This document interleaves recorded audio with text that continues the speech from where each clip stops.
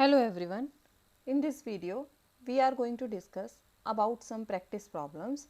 So these problems are some output based problems. Likewise the problems you will be facing in your midterm exam. So I thought to discuss some problems with you. So in this lecture we are going to discuss a few problems of output based. What does it mean when I say output based problem? It means a code snippet is given to you and then you need to find the output. For example, here first question, it is given that A is equal to 10, B is equal to 11 and A is equal to 10, B is equal to 11 and C is equal to 13.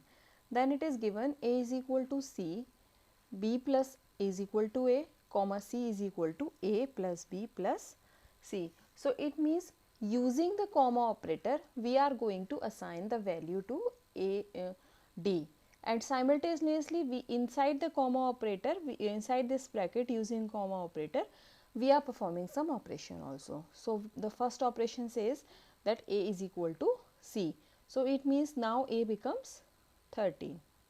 The second operation says that B plus is equal to A. It means B is equal to B plus A. It means B is equal to 11 plus 13, which is equal to 24. Similarly, C is equal to A plus B plus C. A plus B plus C. So C will be 13 plus 24 plus again C is 13. So 13 plus 24 plus 13, it comes out to be 50. So now we have three values A, B and C, and we have to assign one value to D. So it means what we are going to assign to D? We know that using the comma operator only the rightmost value is going to be assigned. So whatever is the rightmost value is C, and that is A plus B plus C, that is equal to 50. So now D will also be 50. So the output will be C out, D is equal to 50, A is equal to 13, B is equal to 24 and C is equal to 50. So your output will be 50, 13, 24 and 50. So let's check this on Visual Studio. So I'll copy paste it, just a minute. I'll copy paste it from here and then I'm going to check it on Visual Studio. So let's check it on Visual Studio. Let's erase everything.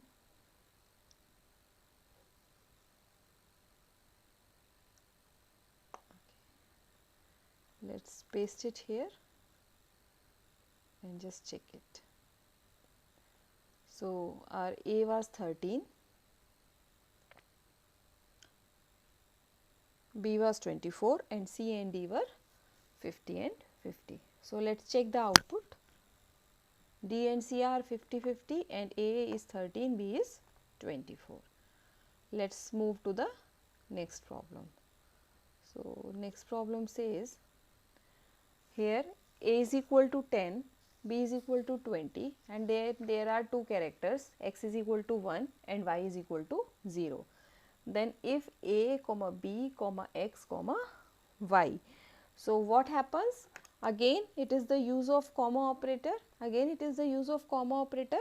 So when we are using comma operator, it means the rightmost value will be assigned, and what is rightmost value? That is a character Y whose equivalent integer value is 0. So it means it is something we are saying if 0, and 0 means false.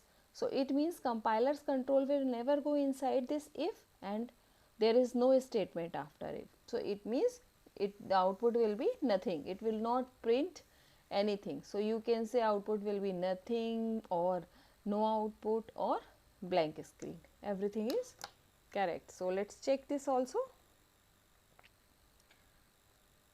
Let's check this on Visual Studio.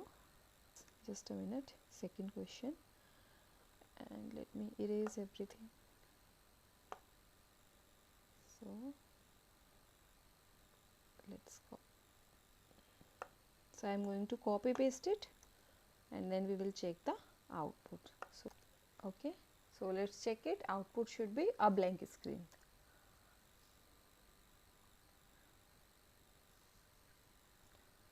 So when we check the output, see, it is a blank screen, there is no output, because inside if it is something like saying if inside if bracket 0, and 0 means false. So compiler's control will never go inside the if. Let's move to the next problem. So next problem again a again a comma operator. So here in the next problem what is said, it is given that there is an integer variable I, and this I is equal to 0, comma 2, comma 3. So what happens? What will be the value of I here? I will be 0, because it always gave us because we are not using it inside the bracket, it is a comma operator, we are assigning the value. So which value will be assigned? To I it will be assigned the first value. So I will be 0, and then we say that because this is assignment operator, so this assignment operator is going to be true. So your output will be quiz2 code, and then value of I is 0. So let's check it.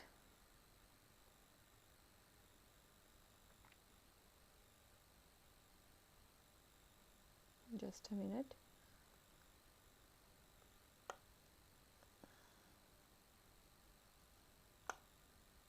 So I am going to copy paste it on Visual Studio. So let's say I copy paste it to Visual Studio, and let's check the output. So let's run it.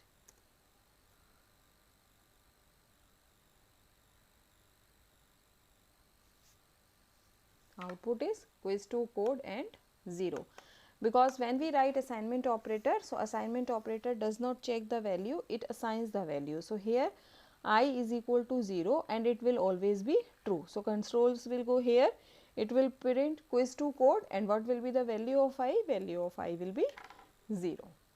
Let's move to the next problem.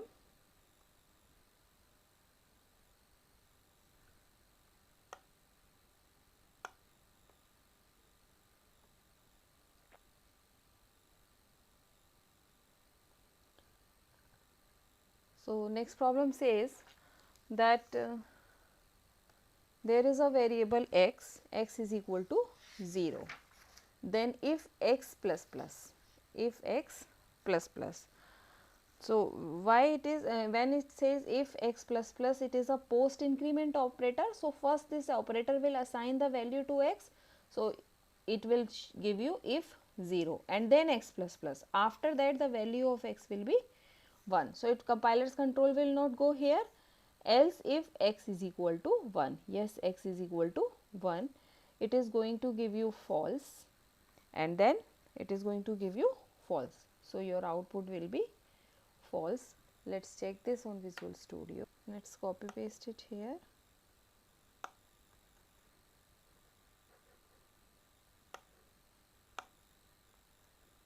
So let's run it.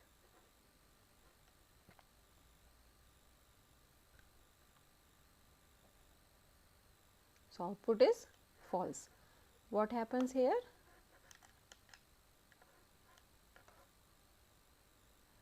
Initially x is 0, so x will be 0 here also, because it is a post increment operator, and after this bracket x will be 1. So now x is 0, because here x is 0, so this if is false, compiler's control will not go here, and now it will check for x is equal to 1. Yes, x is 1, control will come here, and it is going to give you false. Okay, now let's move to the next problem. So just a minute. Next problem says that we have one variable I which is equal to 0, another j is equal to 1, k is equal to 2, and n. And here n will be I plus plus or j plus plus or k plus plus. So what OR operator says? Any one of them should be 1. To become this value of n is equal to 1, any one of them should be true. So, I plus plus initially it will assign 0, then I becomes 1. Now, or j plus plus, what is the value of j? J is 1. So, once or operator find a single one, compiler find a single one in case a 1, in case of or operator it never goes beyond that, because the now if it does not depend on the value of k. If k will be 0, then also the operator will be 1. If k will be 1, then also the operator will be 1. So, compiler's control will never go here. After evaluating this or j plus plus, compiler will assign 1 to this n. So, now I is 1, n is 1, j plus plus, so j becomes 2 and k is also 2, because we did not make any change in the value of k. So, your output will be n, that is 1, then I, that is 1, then j, that is 2, then k, that is 2. So, again I am going to repeat, in case of or, in case of logical or, what does we want? We want a 1. If there is a single one, then the complete operator is going to be 1. So, that is why until compiler evaluates this or operator, until it gets a single one. As soon as compiler gets a single one, it is not going to evaluate the operator. So, if compiler's control is not going to this line, so it means the value of k is not going to be changed. Let us check it. So, our question was this one. So, I will copy paste it.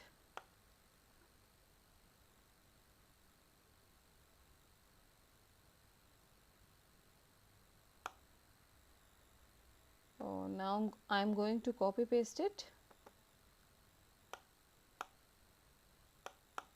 and we will check the answer.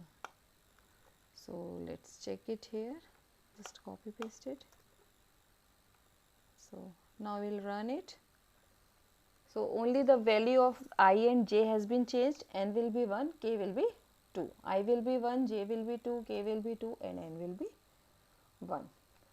So, first we are printing n. So, n is 1, then I will be 1, then j is 2 and then k will be 2. So, this will be our output. Now, let us move to the next problem, and next problem says, okay. So, next problem says that there is a variable, 3 variables, all are of integer type, a is equal to 3, then b and c. So, now b will be 2 asterisk a plus plus, 2 asterisk a plus plus. So, what does it mean? 2 asterisk 3, which is equal to 6, and then a becomes plus plus. So, a becomes now 4. Again c is equal to 2 asterisk plus plus a. So, this is what? This is pre-increment. Now, a is 5, pre-increment says first it will increment the value of a and then it will multiply it with 2. So, now it becomes 5. So, c becomes 2 asterisk 5, that is equal to 10. C becomes 10. Now, let us check it on Visual Studio. Okay. I am going to copy paste it to Visual Studio. So, let us check it.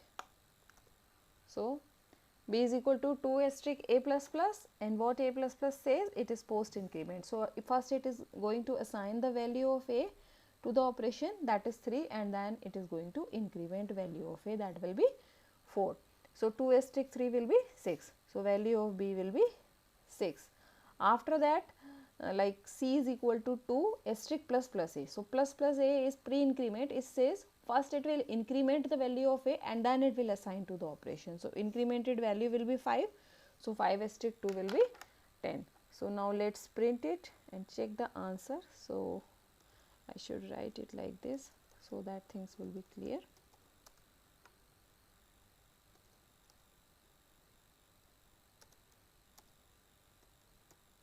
So, now let us check. A should be 6 and C should be 10.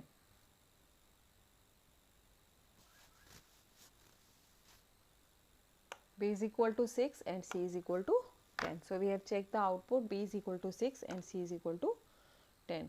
Let's move to the other problem. Another next problem.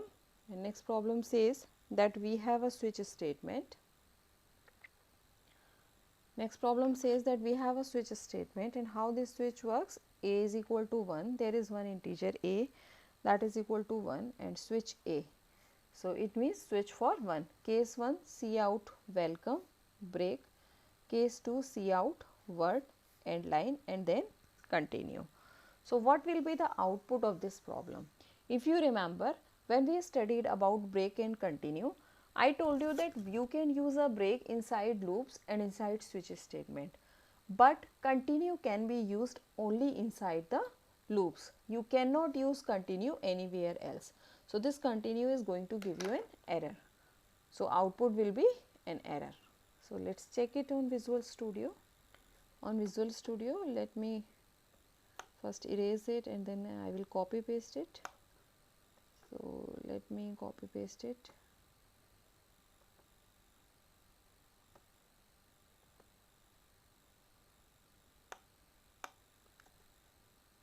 So once I copy paste it here, clearly it is going to give us an error because you cannot use continuous statement. An error is written, a continuous statement may only be used within a loop. Okay, so this is going to give you an error. Now let's move to the next problem. Next problem says that here is a variable a and a is equal to 0. Initially the value of a is equal to 0. Now plus plus a. So when I write plus plus a, it means a becomes 1. It is a pre-increment, and this is conditional operator. So conditional operator says when your condition is true, it goes inside here, and if condition is false, it go to the after colon. So because our a plus plus a is 1 and 1 is true, so it will go here. Again this is pre-decrement, it will make minus minus a. So now again here it is 0. So your assignment is 0 if 0. So it will not go inside the if. Where it will go? It will go inside the else, and else says minus minus a. So currently the value of a is 0 because it was 1 and here it becomes 0. So minus minus a says it becomes minus 1, and it is going to print minus 1. So your output will be minus 1. Let me explain it once again. So what happens inside this if? Inside this if we make a conditional operator. So conditional operator is going to assign this one if first condition is true, otherwise this one is condition is false. So when I write plus plus a, it means it becomes true because it is pre-increment and it gives us value 1, and 1 means true. So it means the value will be assigned minus minus a, and minus minus a becomes 0. So if 0. So 0 means false, it will not go inside the loop. What it is going to do? It will not go inside if, it will go inside else. So again when we are printing minus minus a. So a is 0 at this point, and when we print minus minus a becomes minus 1. So the output will be minus 1. Let's check it on Visual Studio. Okay, now I am going to copy paste it and then we will check it on Visual Studio. So let's check it here. Let's run it. So output should be minus 1.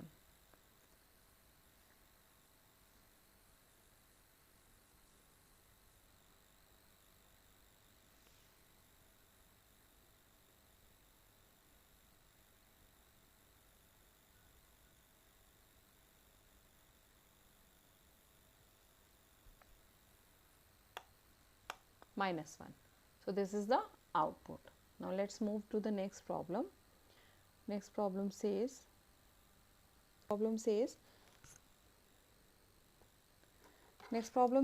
that here is one a, two variables, a is 4, b is 7, while plus plus a is less than minus minus b. So plus plus a is 5, 5 is less than 6, minus minus b. Yes, 5 is less than 6, it is going to print high.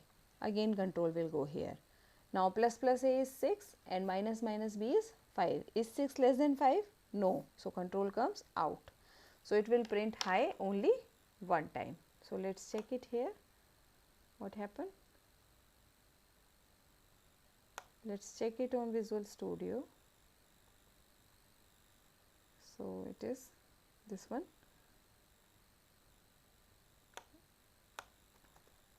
Let's copy paste it on Visual Studio, run it. It should print high one time. So let's run it.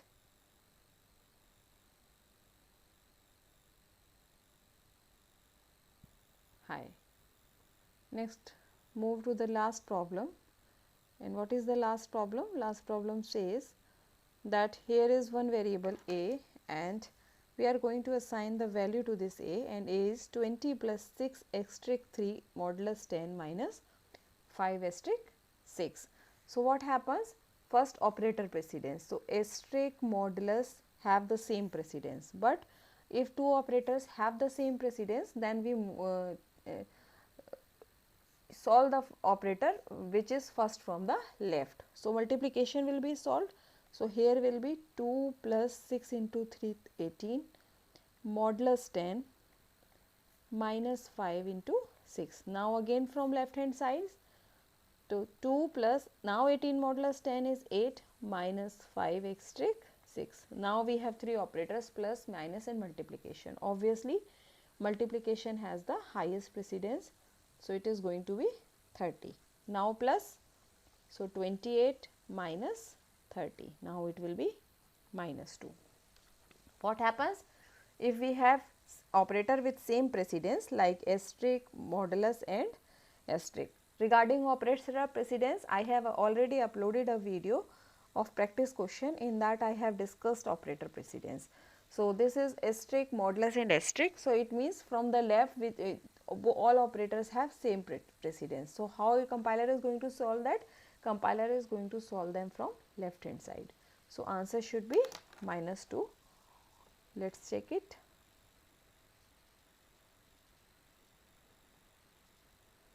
So let's copy paste it on Visual Studio, and then answer should be minus 2.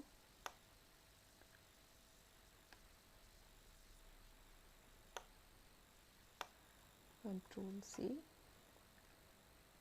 I'll paste it here and then run it.